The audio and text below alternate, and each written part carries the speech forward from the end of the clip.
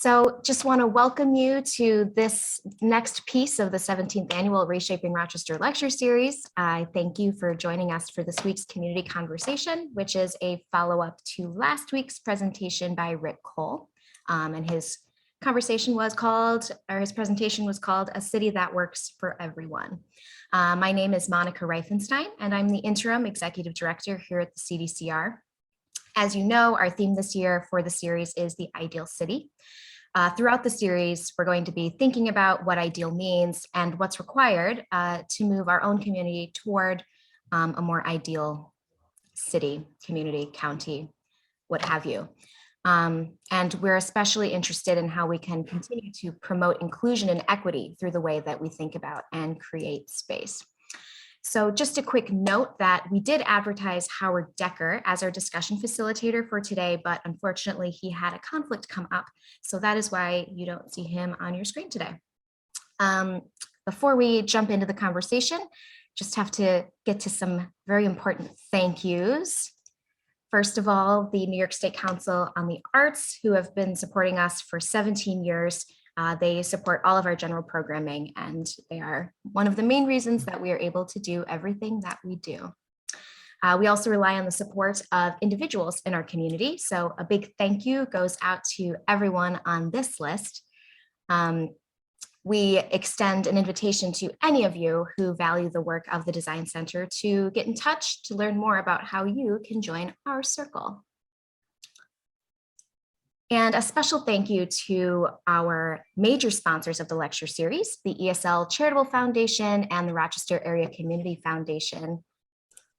We would not be able to pull off this series without them. So we're very grateful to their commitment to the series.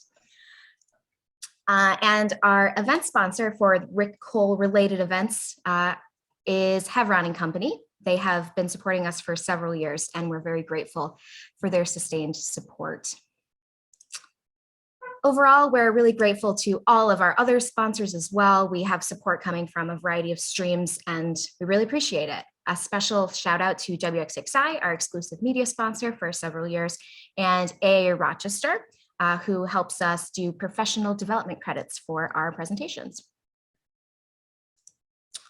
And finally, a thank you to our lecture series planning committee, who meets monthly and helps all this happen, and an events consulting group called Marshall Partners, who we've started working with this year.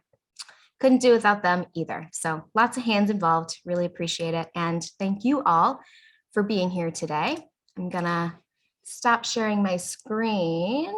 There we go. As a reminder, this is an informal conversation, and you have control over video and sound.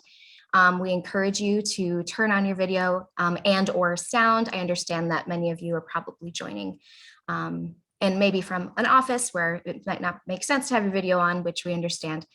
So you're also welcome to contribute via the chat. But I believe, I'm assuming many of you either were at the presentation last week or were able to watch the recording, I hope. But as a recap, Rick Cole, the executive director for the Congress for the New Urbanism, he took us through a really helpful sort of ABCs of urbanism presentation last week, which many have pointed out would be really helpful to pass on to elected officials as a quick way of understanding and bringing us all kind of onto the same page of the importance of what he spoke about. So I'm here, and the CDCR is here to hear from all of you as community members, as community stakeholders, which ideas and strategies Rick brought up that really stood out to you or that you think could be applicable and helpful in Rochester or the general surrounding region. So I still have some more people joining. Yay, that's great. Okay, so I thought it would be helpful if we started just sharing some ideas of the major key takeaways or the top thing that stood out to you or inspired you from the conversation, just to get us rolling. So anybody want to jump in and share one of their key takeaways?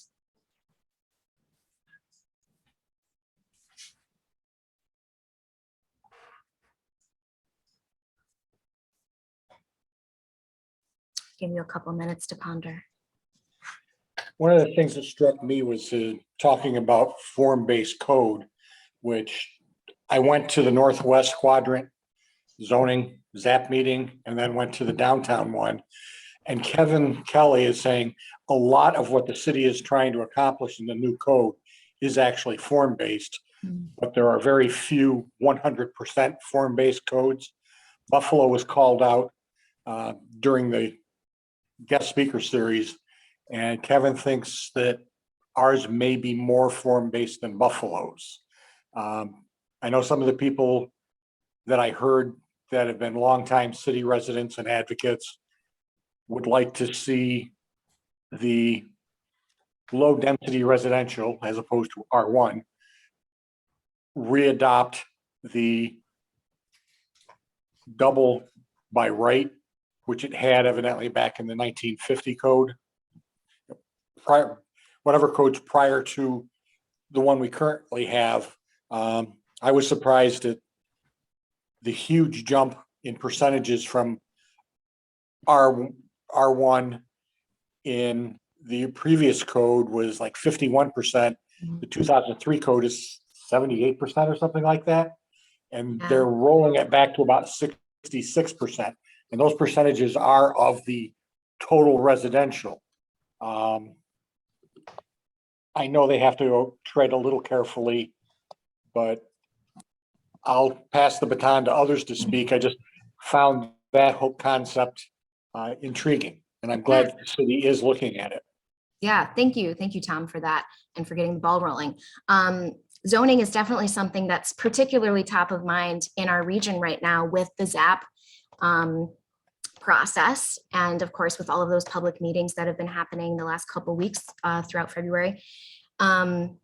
And it's interesting if especially your point about how the older, or maybe an original, if we could call it that, code had that more dispersed percentages of use within the same space, as opposed to that high, I think you said 78, I think that sounds right, in the 2003. And I think that kind of connects to one of Rick's earliest points in his presentation when he was talking about the early design of cities, and how when we originally designed cities as humans, they were built in a way that were human-centric and supported the human scale. And that over time, with things such as the very, persuasive nature of General Motors, for example, we started designing around something called the car. So interesting point, and it's definitely Rochester specific and connects back to those early ideas of cities, I think. Other takeaways.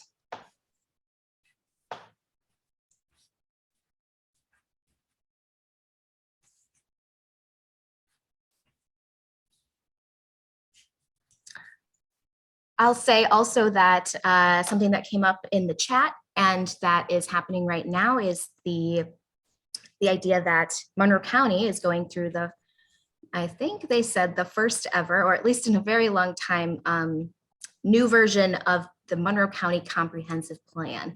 And the discussion of that actually kicked off last night with a virtual public meeting led by the county. And so we are in this space of redesigning, reimagining, and changing the rules in a way that we can reshaping those rules to create a better community for everyone who's in it, and one might say an ideal community, county, etc. So there's really a lot of potential right now, and of course, as was pointed out, it takes a long time to undo negative changes that have been built in. That I have a question here. County comprehensive plans. Yes, I will share information about that for sure. The first one was last night. I'm not sure what the rest of the plan is, but I'll cut my remark off. But the general idea that we are in a space where a special time where we can have an impact on the change that's happening and start to undo what was not so great in all of the planning choices over the last 70 years or so. I will search for a link to share with you all about that Monroe County Comprehensive Plan.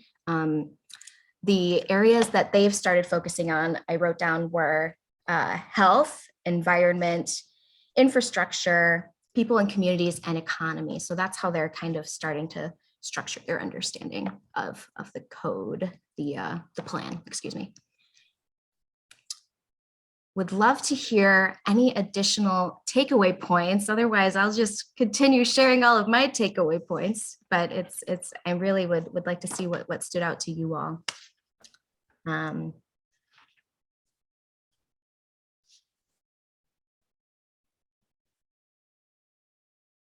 you're all welcome to turn on your videos if you're comfortable and interested, so we can have more engaged back and forth conversation.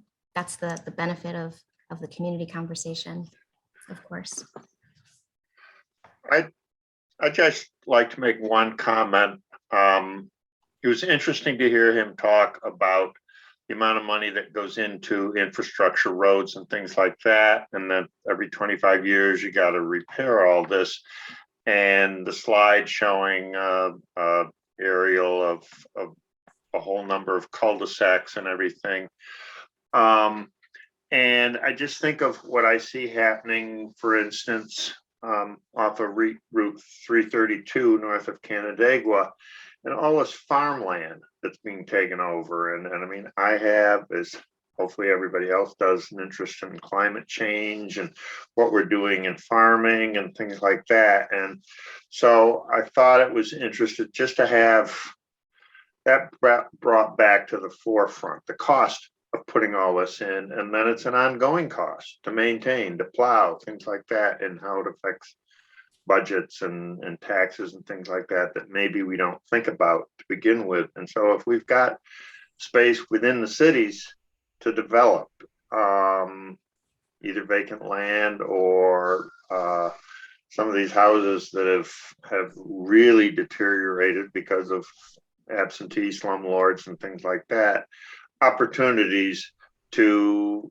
bolster residency in the city and adding additional dwelling units on a property, things like that, to increase our density without having to increase the roads, add bus lines, things like that. So it was just interesting to put some of these ideas together.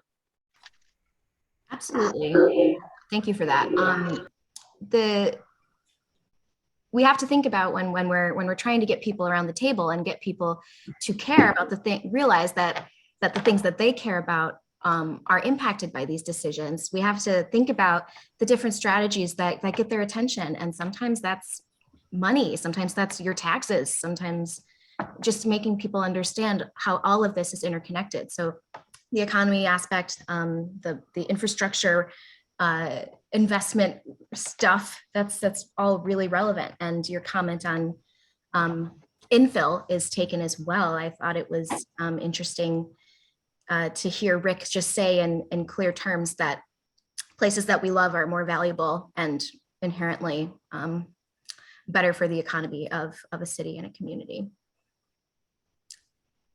Other thoughts from the peanut gallery? Michael, thank you. First person calling me a peanut gallery today. That's good.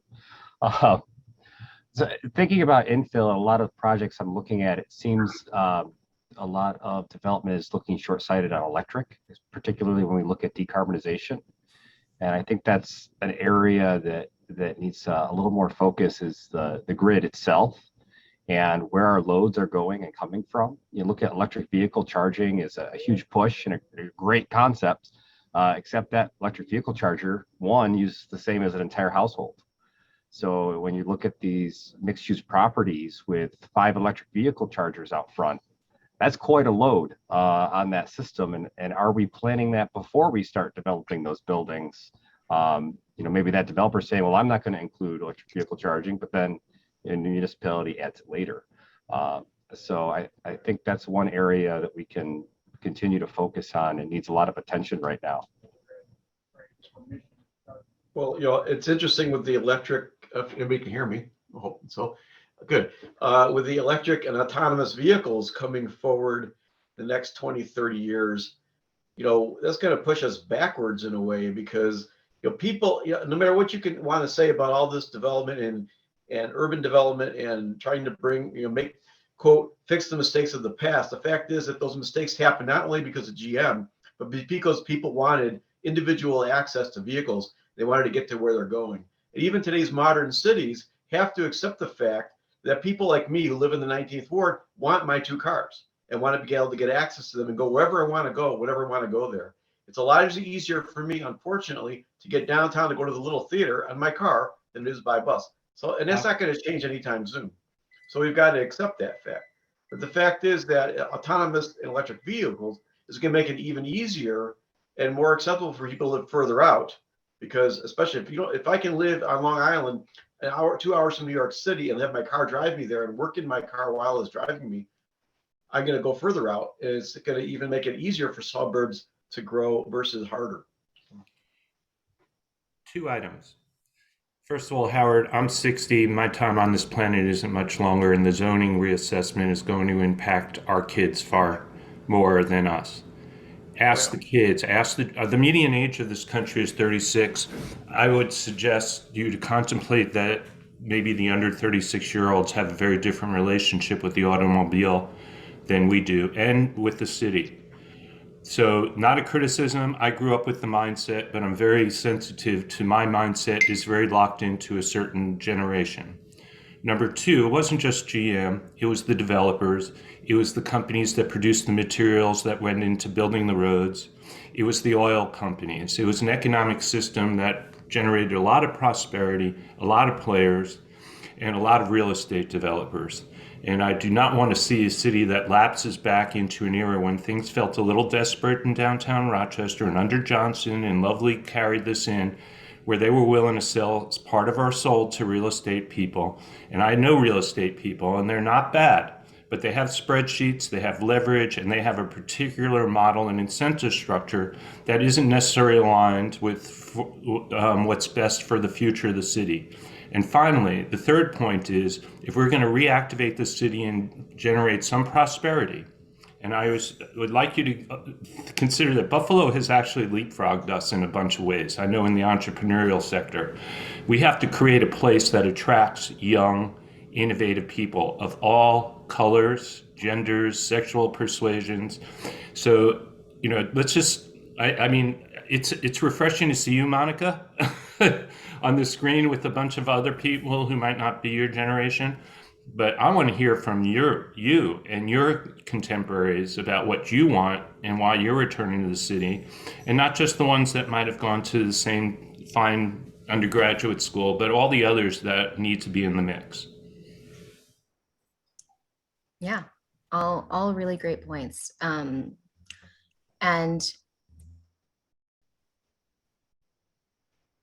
one of the things, I don't know why I did that.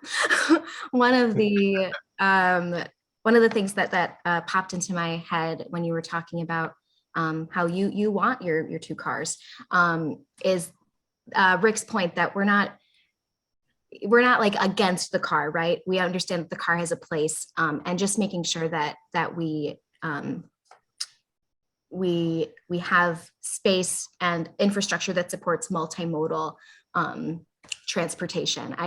When I'm not with the design center, I also work with Reconnect Rochester. So think a lot about that multimodal transportation world of things, and how there is a place for every type of transit, and just making sure that it's balanced. Yeah, I agree. I mean, a balance of transportation options is certainly what's needed. Unfortunately, how you make the economics work so we can have a viable, for example, transit system that can give me the option of saying, I want to go downtown tonight, I want to go to a movie, I'm going to take a bus. Unfortunately, there's just, economically, we can't afford to do that. To have a bus running every 15 minutes at convenient locations, this is not possible. And it'd be nice to be able to have that. It just isn't, unfortunately, right now. I'll respond. Howard, my wife and I moved from Canandaigua about 10 years ago with 2 cars, and it was a real squeeze to get it into the driveway and would be terrible in the winter. And then we realized, we live in the city. We can walk to a number of things. We're in the South Wedge. And worst come to worst, I take the car and go to Boston every couple of months, and she's left for 4 or 5 days without it. She can walk to things, or you can take Lyft. Within the city, if you think of the amount of money you save on insurance, maintenance, and all that sort of stuff on a second car, you can cut back. Thank you. I would also add, many of my friends in their 20s can't afford a car. Yeah. They're really expensive, and we need those 20-somethings, the artists and all, and they do use Lyft on ride shares. They figure it out. Whoops. But so our relationship with the car is changing. Just look at how GM and Ford and all these other companies are investing. Look at the valuations Rivian is getting. Tesla, one of the most valuable companies in the world. In other cities, they're designing parking lots differently in new buildings because they understand they don't need as much space in LA for parking in 10, 20 years. So, that's the challenge of zoning. I think, it's interesting for me. I'm a novice to show up at a ZAP meeting and hear the conversation and learn the terminology. I'm still a rube and just learning. So that's why it was a great conversation or presentation last week. I learned so much from Rick.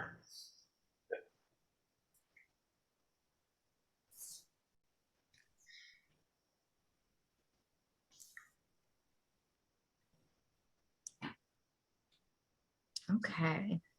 Richard, I want to touch on one other point. We talk about reaching out to younger generations. One process we've started with New York State DRI is actually reaching out to middle school students and seeing what they want out of their community in the future. I hope the consulting team that's working with the city of Rochester is also looking at those younger populations. We did it in Seneca Falls last year. We're planning to do a similar thing in Newark this year.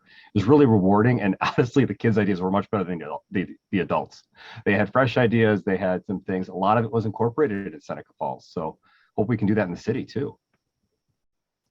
But one of the great presenters last year was Gil. You remember Monika? Gil Penarosa, is that his last name? And he runs an organization called 880 Consultants or Community Advisor. Yeah, Gil Penarosa. And he believes the way we should approach urban design is try to apply the perspective in an 8-year-old and an 80-year-old.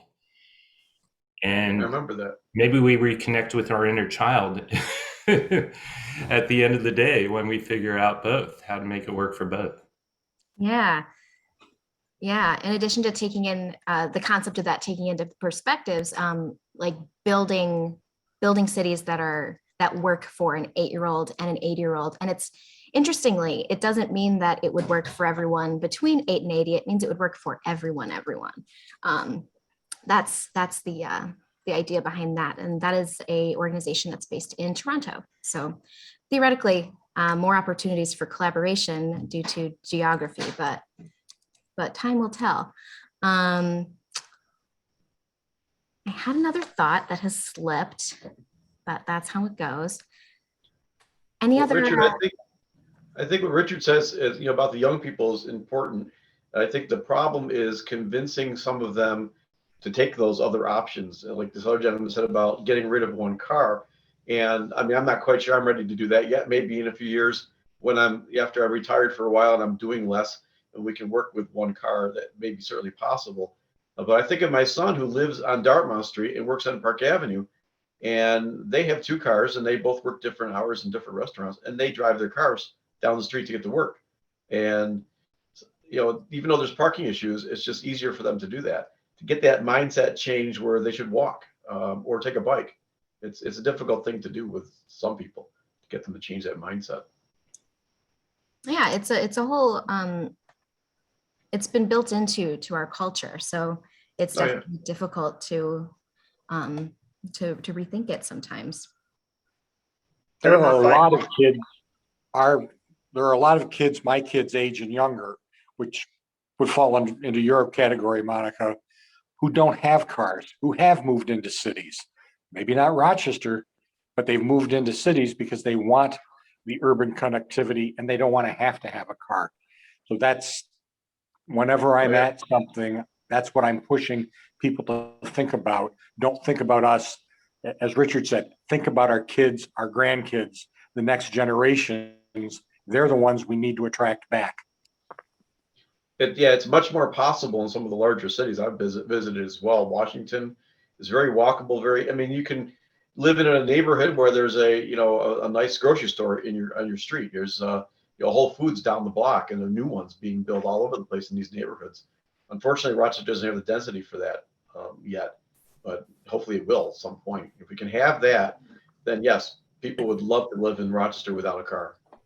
You also don't have the zoning for a lot of it, and that's been part of my thrust back to the city and the county. I did share last week's presentation with whatever politicians I could think of that I had an email address for, including the mayor and the county manager. They don't know me from Adam, so whatever. But one of my comments back to Kevin Kelly at the meetings was a Brooklyn-esque feeling and revitalizing the city.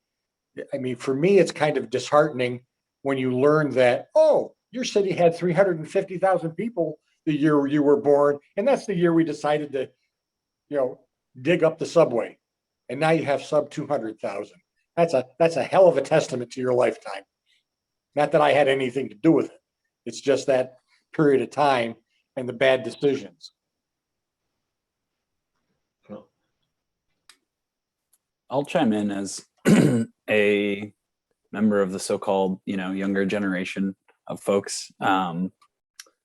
What was said about the sort of like decisions that people have to make in terms of, buying and using a car as opposed to alternative transportation. I think it's important to recognize that it's a very self-fulfilling, at least in my experience. I'm not a planning professional at all. I'm just a citizen, but all those decisions are made in the context that exists, and they're influenced by the infrastructure choices we've made.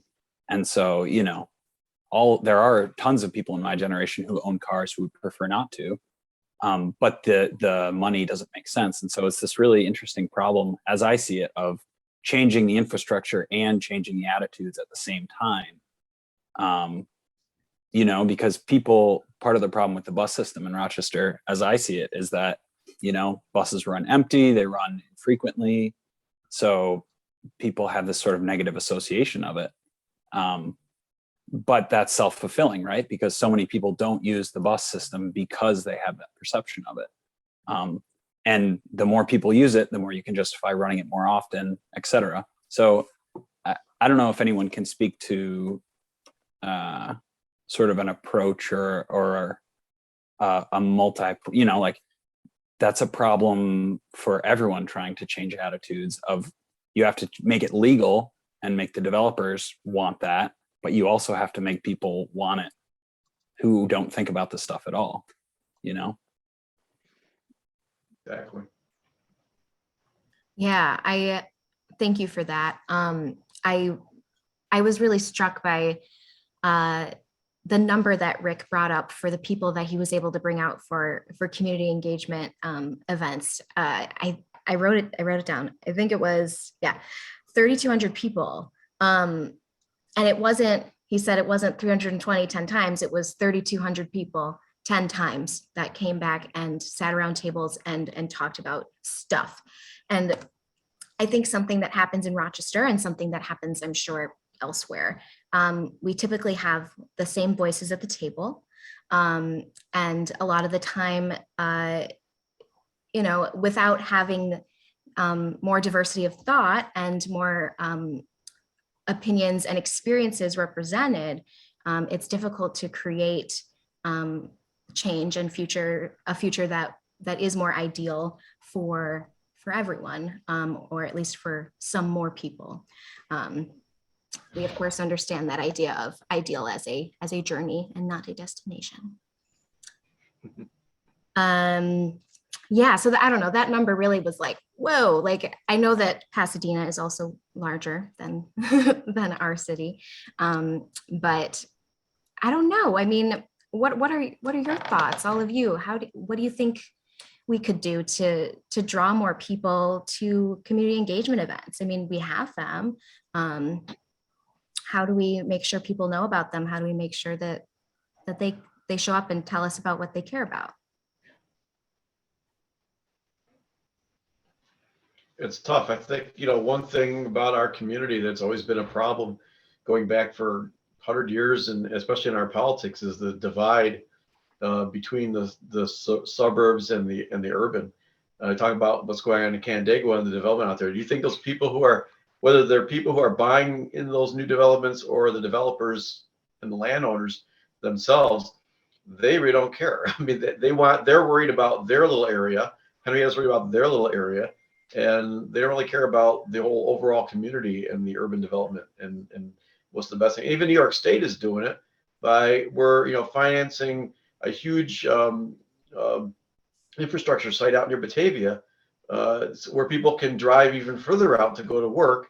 They're creating all these jobs out in Batavia. It's great for the state, maybe overall, but it's not doing anything for our urban area by putting all those jobs out in the middle of an empty field near Batavia and not in the urban centers. I don't quite get that.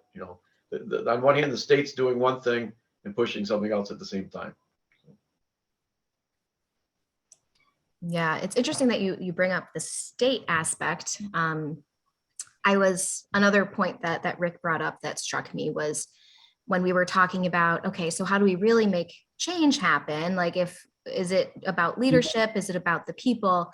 And I thought it was interesting that he brought up the importance of sometimes national and state policy, and how it was national policy that kind of got us into the code type world that we are in and that we've been in and are moving away from, and how it might be more important to be targeting larger scale policy like that. And that's just something that my brain just never went to that point of it, because it does feel like a very local issue. So your thought is, oh, so I should be talking to my local officials, but they can only exist within what's already presented to them, I suppose. So that's just a little side anecdote of something that struck me, and maybe that's an area where the Design Center can start to focus additional advocacy efforts, a broader scale.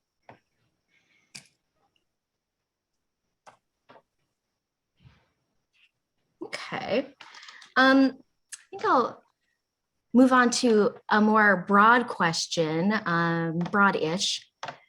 I'm curious for all of you, what current issues are you seeing that you think, if they were solved, would lead to an ideal community? And maybe more specifically, what is something that an ideal community to you would have? So this presentation last week was an introduction to the whole series, and we're of course discussing the ideal community. And we know that means so many different things for so many different people. And we want to kind of gather all these different experiences and ideas so that we can bring them into future conversation and use them for future advocacy efforts, and just knowing where people want to focus. So maybe I'll draw it back to the areas that the Monroe Comp Plan is looking at. So generally, health, environment, infrastructure, which we've talked a lot about, people and communities, and the economy, which we've also briefly talked about. Education. School system has a big impact on how long a young family wants to stay in the city. Great point.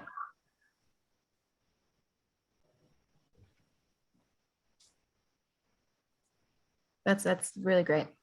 Your other hat, the walkability and bikeability, those have been hot topic buttons, particularly year-round walking and biking. There have been the sidewalks have not been well attended to this year. I've reminded people that per city code, the property owners and or first floor tenants are responsible for keeping the sidewalks in front of their property clear.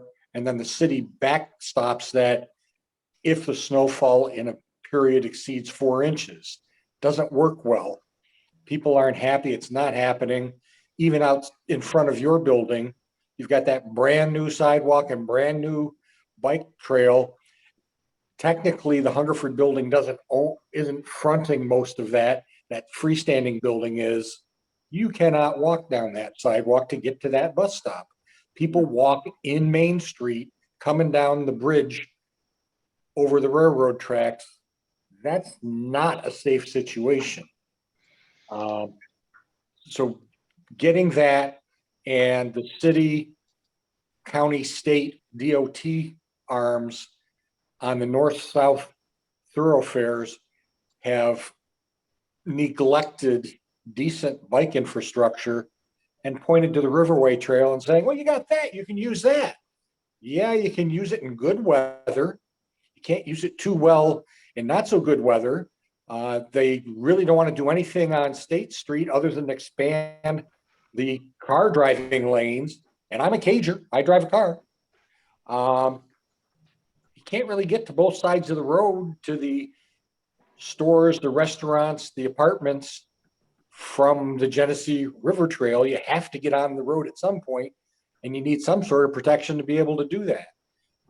Those are big drawbacks for a lot of people. I know a lot of people that are full-time bicyclists, 24/7, 365.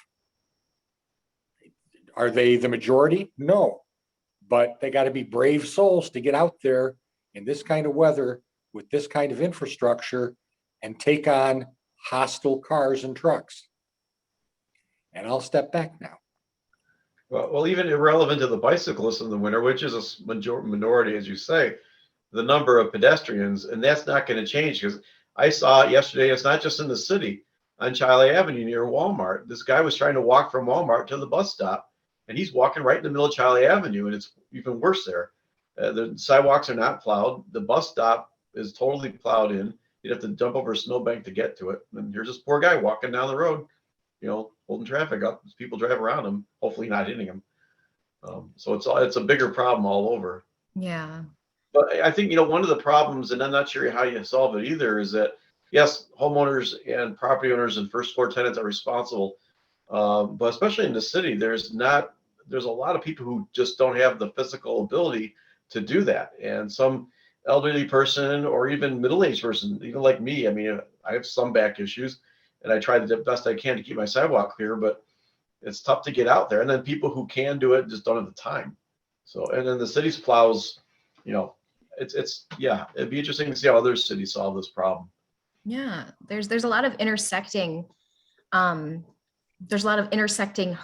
that you have to assume first that people know that it's their responsibility, and then you assume that they are willing to do it and say, oh yes, that's the right thing to do. And then you also have to take into account their actual ability to do these things, which is, there's a lot of factors there that lead to it not happening. And there was a recent blog on the Reconnect website. You can check it out. Arian Horbovitz wrote about sidewalk and bus stop plowing, and also referenced Montreal and their more interesting approach to snow removal in the winter. So I would recommend that. I don't think this is a Rochester issue alone. You're referencing that, Howard. And I would love to see over time, just appreciate it's going to take time. It's taken time to get to this situation where, we had the urban renewal, redlining, urban renewal, white flight, disinvesting from the city. It's going to take a while to recover and perhaps achieve modern city status. I'd love to see a PR campaign part of it, and to treat people nicely, not like from an enforcement standpoint, and give out tickets. And it's the TV station that highlights a neighbor who shovels their neighbor's snow as well because it's an elderly woman. Just sort of build it into the psyche that we need to have, feel like we're all neighbors And I have a neighbor right downtown who lives in Metropolitan Building. I think most of you probably know him. I'll let you guess. He shovels the fire hydrants on Clinton and Main and East. I mean, he goes out there and does that stuff because, he feels ownership. That's his neighborhood.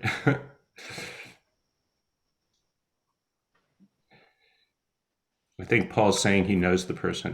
You're on mute. You remind me, Rick, when we first moved into the South Wedge 10 years ago, we had a neighbor, and up until he was 98 or 99, was shoveling 3 or 4 streets, walks along houses, one that his grandson owned, and a couple of others, including mine. He'd be out there at 6 o'clock in the morning. I'd hear him, and I'd think, damn, I didn't get out there soon enough. And he was doing it on his birthday, and one of the TV stations came and recorded him, had an interview with him. And the TV commentator's comment was, I'm not sure why his neighbor wasn't out shoveling Grandpa's sidewalk.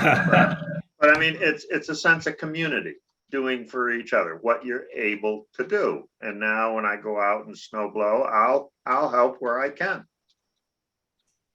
Yeah. I mean, it's great that we have people who are willing to do that. And I think we also need to balance it with the other side, though, of what is the government's responsibility to us as citizens. So we are really lucky to have good people, and that a common aspect of humanity is, caring about your neighbor. I think it's what sustained us for so long.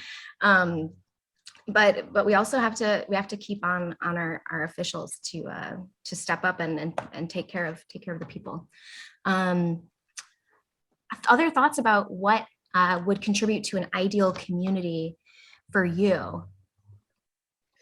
One of the topics we had talked about a little bit was in that walkability, the neighborhood store, the barber, the hair salon, the drugstore, an urgent care, those type things in the mixed use environments where you can do like they used to, where you can walk to services like that. And maybe, a slightly bigger grocery store than a typical neighborhood store, so that you could actually get real food and it's not a food desert. Yeah. Yeah, that's a great point. So that's that idea of the 15-minute city or an urban village, something that's within a 15-minute walk, bike, other self-propelled transit type thing. I remember Rick was talking about similar scale, but enriched uses. And I think that's something that is a benefit of the changing code, hopefully. One idea I had, this is John here, Lamb, and hi. One idea that I had, and I mentioned even before Reconnect, Rochester did its first snowdown. In fact, I think it was early on, like 2010, 2011, was I suggested that the city take over the snow plowing using co-ops, that is hiring people who were willing to work on whatever day that we had snowfall. And the city would simply contract out to a co-op. Back in 2010, 2011, we had a employment problem that we don't seem to now. So it's probably going to be harder to find people to actually do the work, or you'll need to pay them more. But I think that this is still a good reason, a good time to strike, because Rich Perrin is now DES commissioner, and he might be open to the idea of actually writing a contract for someone to actually go and try to do this. And so this makes it then possible if a contract is out there for a number of years, perhaps only in like a test neighborhood, right, where the high enough to actually appreciate snow-plowed or shoveled sidewalks. And so this would then motivate people to invest. For example, there are a lot of people with plows on their trucks because they have plow contracts. Well, why couldn't the city sponsor snowplow contracts for you to snowplow your section of sidewalk?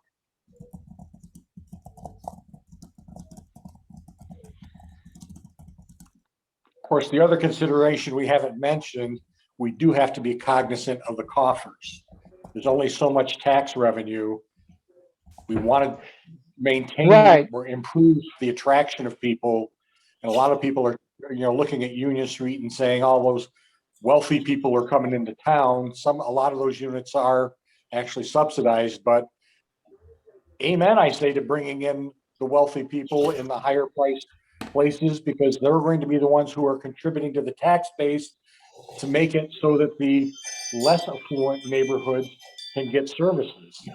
But that's, So the I snow live plowing is here. a big number. So I live here in Rochester, or in the South Wedge, and I see on South Avenue, for example, the last two big snowfalls, there were trucks running down South Avenue. The pavement was not only clear, it was dry, while the sidewalks still had snow on them. Can't drive a big truck that does the road down a sidewalk. Much No, different. I'm talking about a sidewalk plow. They weren't, Okay. so the city had not, because the last snowfall event was kind of 1 inch in one neighborhood or 6 inches in another neighborhood, the city wasn't sure where they needed to plow, I guess. That's what I gathered from social media. And so they sent out all the plows, but sent out none of the snow plows.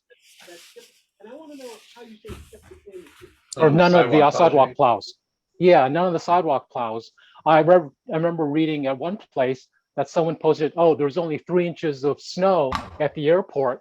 But then when I actually looked at the official snow report, it was actually over 4 inches. And so they should have.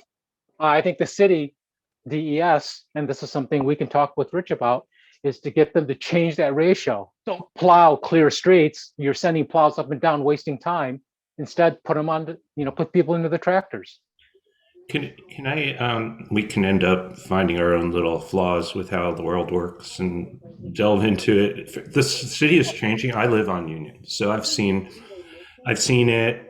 Fortunately, we have legislators and city council people I can text if I have an issue, so I can arrive at the right place in City Hall to inform them that we're concerned here. I think people are very accessible in the halls of government.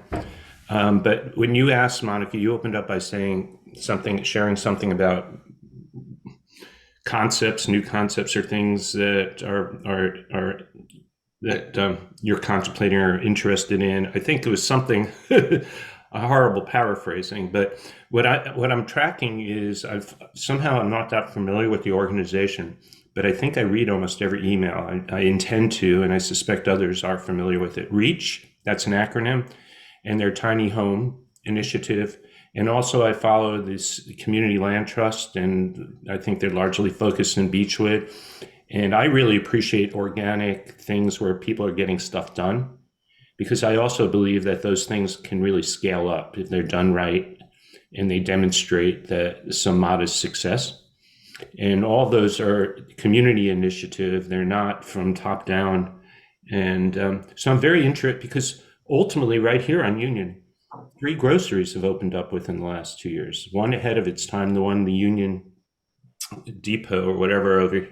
Yes. You have the bodega, and you have the one in Manhattan Square. And moreover, I see where it's going. It's going to be an incredibly blended neighborhood. We're going to have all the tourists at the Strong, all the suburbanites who bring their kids there. It looks stunning, and CJS has done a nice job stitching all these structures together, including a parking lot. You have Manhattan Square that is making progress, at least externally. I have a friend who's painting murals inside for Manhattan Square, and I always walk through that neighborhood, and I'll tell you, that provides ample diversity to offset the folks that are occupying the larger rentals on Union. And there are a lot of young people, so I see a great deal of diversity emerging in a neighborhood that will eventually be unified, and even linking with what the Galenas are doing at Union Square, which is shifting the entrance. It was built as an internal campus to be close to the city, but they're opening it up and shifting the entrance towards Chestnut. And eventually, what we're going to need to do is truly address the drag strip on Union, and ultimately Chestnut Street is ripe for a road diet and slowing down, because they're all Union Street, I feel like every time I cross it, I'm taking my life in my own hands. Between the parked cars, the people entering or exiting my street and others that are connected to Union. And then it's just like a pure, like, how fast can I get from Monroe to East Avenue in the shortest period of time? So. Your Thank you. topic on the tiny homes, they are not part of the LDR zoning concept. Don't recall if they're going to be allowed in the medium and the high density residential, but they are definitely not included in the plans for the low density residential / former R1. A lot of people asked about it because a lot of people are interested. Thanks for that context, Tom.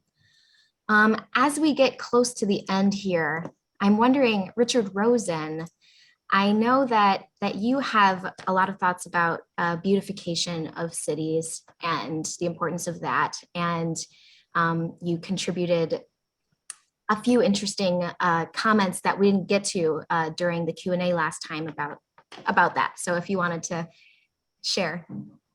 I'm just so happy that he's getting this extensive discussion about stuff. Oh, we're having, it's hard for me to hear you. I wonder if you can get close to your microphone. You know what it is. Having Bluetooth on. Because I listened to my hearing aids. I turned it off. Can you hear me now? Yes, Yep. Thank you. Thanks. Okay. I'm just so happy to have heard this discussion about the responsibilities for snowplowing. I try to walk on Union Street to go to the old Sears building where I take several courses at one of the nonprofits there, and that's my medical center. And landlords don't take their responsibility to plow the sidewalk on their property. Oh, maybe they'll do it in front of the building, but not the parking lot adjacent. The intersection, the difficulty of walking from sidewalk across a street because the city plows dump the snow on the sidewalk. There just has to be a way to change the code to require that landlords clear their sidewalk, not dependent on the city snowplow, and also the intersections. And that's just so important. When we moved downtown, we sold one car. I rely upon the bus system for most trips.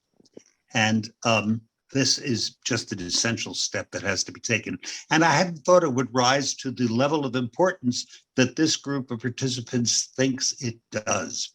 And there were many other points that I think have real bearing on making living downtown livable. But this winter has proven to be that's number one. Monika, I don't want to go any further. I would be taking up too much time. Well, thank you for your contributions. You're a long friend of the Design Center, and we always appreciate what you have to say. Any final thoughts before I do some concluding slides? I think we've covered a lot of important topics. Okay. Well, I appreciate all of you being here. Just show you a little bit about what's coming up. Share my screen. Okay, so again, thank you all for attending. As usual, you will receive a recording of the meeting, probably tomorrow, maybe Friday. Depends on how quickly it happens, but it will come soon. And just a reminder that our next lecture will be happening at the end of March 23rd, with Dr. Andre M. Perry. He is a senior fellow at Brookings Metro, and he's also the author of a very popular book called Know Your Price. And that's about the value of Black lives and property in American cities. And it specifically calls out Rochester, New York, and he'll be talking to us about some research specific to Rochester. So don't want to miss that one. It'll be really great, talking about equity and affordability in housing. We have a survey that will be sent in the follow-up email. If you'd like, please do complete it. We read them and we use your feedback to make changes. So it's all very appreciated. And that brings us to the end of the program. I thank you all for being here. Please reach out if you have any questions. Let me know if you need any other additional information about resources that came up today. I'm happy to provide those. Thank you all. Have a good one. Thank you.